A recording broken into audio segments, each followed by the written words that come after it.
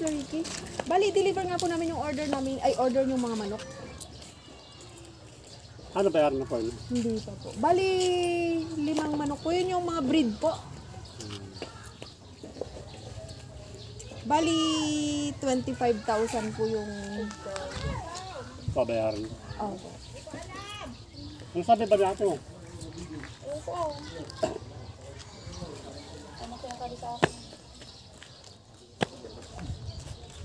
Ako, mga breed po yun, sir. Mga panabong po. Na mga manok. Wala akong talaga. Patero ko na pong nagtakon. Bali, ang nag-order po kay Sir Jason ay kayo po, Ricky De Los Santos. Kay Sir Jason Abalos po, sa Pantabangan. Ay, wala po akong, hindi po ako magsabo. Nung pumunta po kayo doon, sa Pantabangan, may picture po kayo ni Sir Jason. Ay, wala, di po ako napunta, di po ako nabiyahe. Hindi. Pero ba't po kaya may picture naman po kayo? Yung sa may box ko makikita nyo po nandun sa may box ng manok. Paano ko magkakape? Hindi po ako nabiyahe ng kabaran ng Pantabangan. Pero check nyo nga po kung kayo po yun at kahawig nyo naman po, sir. Eh, po. Kasi di ako marunong magsabong, saka di ako napunta ng Pantabangan. Hindi po kayo nananabong, pero ba't po kaya breed? Kasi nakapag-down na po kayo sa kanya ng 5,000. Ang sabi nyo daw po, cash on delivery. Taga-deliver lang po kasi kami. Kaya hindi po namin alam yung pinag-usapan nyo po. Wala po ako. Di po ako magkasabong. Hindi po nga Pagkanya ka lang po. Opo, pa-open nga po at tatanggalin ko lang po yung ano dito. Sige po, pa-open po dyan. Surprise! Happy birthday! It's a prank lang po yun. Happy birthday po, tatay. Dito na po kayo. Happy birthday po. Tatay Ricky, dahil pa po. Special ang araw na to. May tao po na nagpadala sa inyo ng surprise ang regalo. Yan, happy birthday po sa inyo. Palakpakan naman po natin si tatay.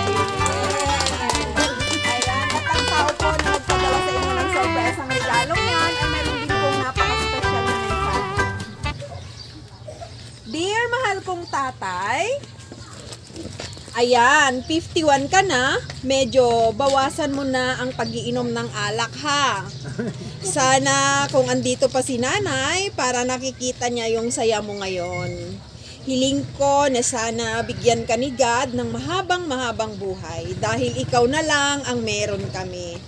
Kaya sana alagaan mo din ang sarili mo.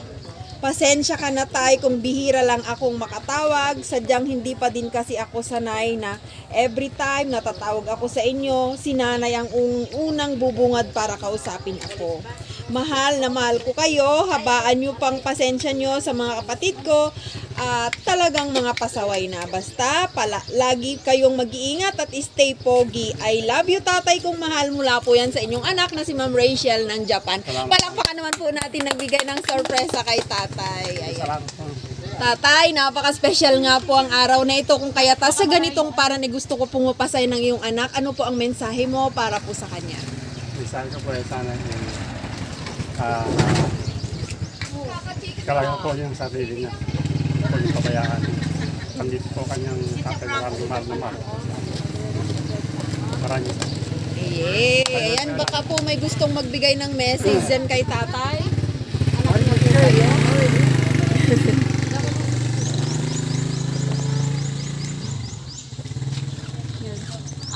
Ang nasabi ko sa'yo tayo, happy birthday. Sana alasin mo na yung pag-iinom.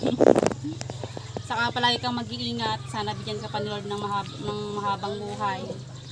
At palagi kang mag-iingat. Mahal ka namin. Yay! Ayan, baka po may gusto pang Awan. Happy birthday to you. Happy birthday to you. Happy birthday, happy birthday, happy birthday to you. Happy 52nd birthday, Tatay Ricky, Love Rachel, Pawisan Lawyer Kendall po.